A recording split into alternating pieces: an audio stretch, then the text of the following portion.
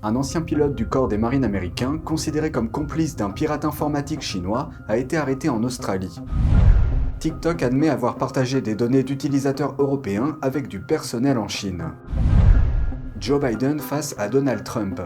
Nous dressons un rapide comparatif des politiques sur la Chine mises en place par les deux administrations. Bienvenue dans Regard sur la Chine. De nouveaux détails sur l'ancien pilote des marines américains arrêté en Australie le mois dernier en raison de son travail en Chine. Deux sources de l'aviation ont déclaré à Reuters que Daniel Degan s'est rendu à Pékin en 2013 et 2014 pour travailler avec Stephen Su, un hacker et homme d'affaires chinois. Voici la suite. L'ancien pilote de chasse du corps des marines américains, Daniel Degan, a utilisé la même adresse à Pékin que Stephen Su, un pirate informatique chinois. En 2016, Su a été reconnu coupable d'avoir piraté les réseaux informatiques d'entreprises de défense américaines et d'avoir envoyé des données sensibles en Chine. L'adresse commune de Pékin figure dans les dossiers des entreprises australiennes. Il n'est pas clair s'ils ont utilisé l'adresse en même temps. L'avocat de Degan a déclaré que l'ancien pilote militaire nie avoir enfreint toute loi américaine, toute loi australienne ou toute loi internationale. Degan est un ancien citoyen américain. Il a été arrêté en Nouvelle-Galles du Sud en octobre. La police fédérale australienne l'a placé en garde à vue à la demande de Washington et il risque maintenant d'être extradé vers les États-Unis. Degan est actuellement transféré dans une prison de haute sécurité en Nouvelle-Galles du Sud. Son affaire reviendra devant le tribunal à la fin du mois de novembre. L'arrestation de Degan intervient peu de temps après que la Grande-Bretagne a averti des dizaines d'anciens pilotes militaires qu'ils devaient cesser de travailler en Chine sous peine d'être poursuivis pour des raisons de sécurité nationale. La Grande-Bretagne affirme que ces pilotes militaires, actuels et anciens, sont attirés en Chine par des offres de paiement importantes. Après leur arrivée, on leur demande de former les forces armées du pays. TikTok se retrouve de nouveau sur la sellette. L'entreprise admet avoir partagé des données d'utilisateurs européens avec du personnel en Chine et dans d'autres pays. TikTok partage les données des utilisateurs européens. TikTok a fait cette annonce dans le cadre d'une mise à jour de sa politique de confidentialité publiée mercredi. Elle désigne la Chine comme l'un des pays où les données des utilisateurs peuvent être consultées à distance par l'entreprise. Cette annonce intervient alors que le Règlement général européen sur la protection des données enquête depuis un an sur le partage de données avec la Chine. Les autres pays où le personnel de TikTok peut accéder aux données des utilisateurs européens sont le Brésil, le Canada, Israël, les États-Unis et Singapour. Pour rappel, le traitement des données personnelles en Chine sert à la répression de minorités comme les Ouïghours, les Tibétains ou à la persécution d'individus que le régime souhaite éliminer, comme les pratiquants de Falun Gong. En Chine, la police Internet surveille et traque ses propres citoyens. Elle bloque l'information afin d'empêcher le peuple chinois d'apprendre les violations massives des droits de l'homme commises dans le cadre de la persécution du Falun Gong. Le chef de la politique étrangère de l'Union européenne invite à faire preuve de prudence vis-à-vis de la Chine.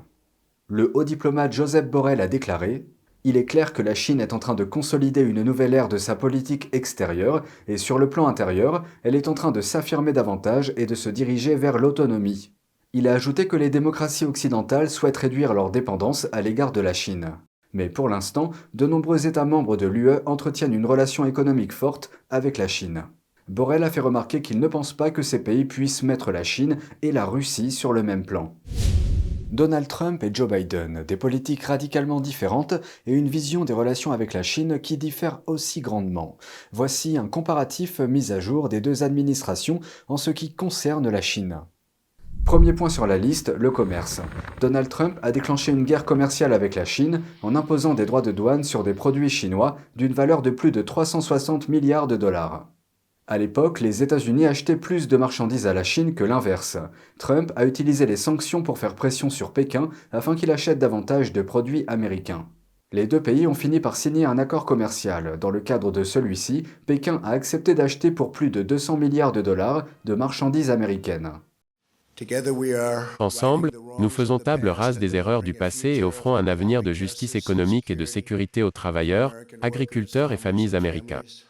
Mais les données de ce mois de juillet montrent que la Chine n'a rempli que 58% de sa promesse.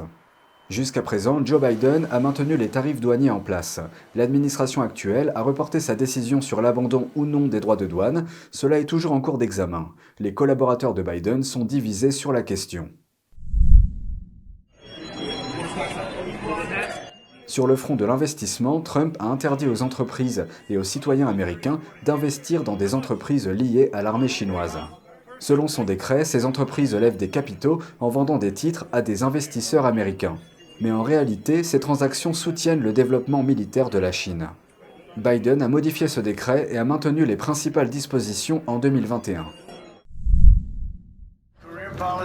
Sur le front de la technologie, l'administration Trump a redoublé d'efforts pour chasser les entreprises chinoises du réseau américain. Plus précisément, elle a visé le géant chinois de la technologie, Huawei. Huawei est le plus grand fabricant d'équipements de télécommunications au monde. Mais l'administration Trump a déclaré que Huawei représentait une menace pour la sécurité nationale. Huawei et d'autres entreprises technologiques soutenues par l'État chinois sont des chevaux de Troie pour les services secrets chinois. À l'époque, la Maison-Blanche avait tenté d'empêcher Huawei de développer son réseau 5G dans le monde entier. Les États-Unis ont également interdit à Huawei d'obtenir des technologies et des puces américaines en l'ajoutant à une liste noire. De plus, Washington a pris pour cible des applications chinoises comme TikTok et WeChat. Trump a tenté d'interdire complètement ces deux applications aux États-Unis. En outre, l'administration a également tenté de mettre en place un réseau propre en incitant les pays à exclure Huawei et les entreprises chinoises de leur réseau, de leurs magasins, de leurs services cloud et de leurs câbles sous-marins. Lorsque Biden a pris le relais, il a abandonné l'interdiction de WeChat et de TikTok proposée par Trump. À la place, il a lancé un examen de sécurité nationale à ce sujet. Et même si Huawei a été placé sur une liste noire, sous Biden, les États-Unis ont approuvé la demande de Huawei d'acheter des micropuces pour son entreprise de composants automobiles. L'achat s'élèvera à des centaines de millions de dollars. C'est ce que rapporte l'agence Reuters. Un mois plus tard, la directrice financière de Huawei, Meng Wanzhou, a été autorisée à rentrer en Chine. Et ce, après avoir conclu un accord à New York. Mademoiselle Meng, quelle est votre réaction aujourd'hui? Comment vous sentez-vous? Le Canada l'a arrêté à la demande de Washington en 2018. Les États-Unis l'ont accusé d'avoir violé des sanctions américaines contre l'Iran. Les mesures prises à l'encontre d'autres entreprises de télécommunications chinoises sont restées cohérentes. Sous Trump, la FCC a refusé la demande de China Mobile de fournir des services de télécommunications aux États-Unis. Sous Biden, la FCC a révoqué l'autorisation de 4 entreprises chinoises d'opérer sur le sol américain. Sur le plan diplomatique, l'administration Trump a ordonné à la Chine de fermer son consulat à Houston. L'administration a accusé le consulat d'être une plaque tournante de l'espionnage. L'administration a également imposé des restrictions en matière de visa à certains individus originaires de Chine qui étaient engagés dans des opérations d'influence à l'étranger. De même, elle a exigé que 5 entreprises médiatiques chinoises gérées par l'État s'enregistrent en tant que mission étrangère. Elle a imposé des restrictions de visa plus strictes à leurs employés chinois. Sous le mandat de Biden, les deux pays ont assoupli les restrictions en matière de visa pour les journalistes. En ce qui concerne Hong Kong, Trump a sanctionné plus de 30 responsables chinois pour avoir réprimé des manifestations en faveur de la démocratie. Il a également mis fin au traitement économique préférentiel accordé à la région après que Pékin a imposé une nouvelle loi controversée sur la sécurité. Au sujet de la région du Xinjiang, l'administration Trump a qualifié de génocide la répression des Ouïghours par Pékin dans cette région. Les États-Unis ont également interdit les importations de coton et de tomates en provenance du Xinjiang en lien avec le travail forcé. Dans le même ordre d'idées, l'administration Biden a adopté un projet de loi interdisant les importations en provenance du Xinjiang pour cause de travail forcé. L'administration a également sanctionné près de 30 responsables chinois et hongkongais. Au sujet de Taïwan, l'administration Trump est allée au-delà des protocoles diplomatiques. Trump s'est entretenu directement avec la présidente taïwanaise Tsai Ing-wen, ce qui constitue une rupture majeure avec la politique américaine antérieure. L'administration a également levé les restrictions sur les interactions entre les responsables américains et taïwanais. Les relations entre les États-Unis et Taïwan continuent de se réchauffer sous Biden. Biden a déclaré que les États-Unis défendraient Taïwan en cas d'invasion chinoise. Mais les forces américaines défendraient-elles l'île? Oui, s'il y a une attaque sans précédent. Donc, contrairement à l'Ukraine, pour être clair monsieur, les forces américaines, les hommes et les femmes américains défendraient Taïwan en cas d'invasion chinoise? Oui. C'est une rupture avec la position d'ambiguïté stratégique adoptée depuis longtemps par Washington.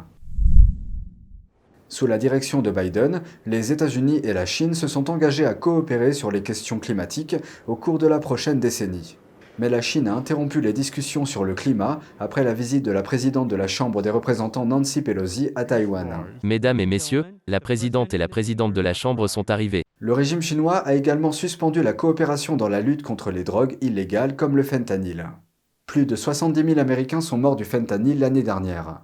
La plupart des précurseurs du fentanyl proviennent de Chine. Et un coup porté aux entreprises chinoises cotées en bourse aux États-Unis.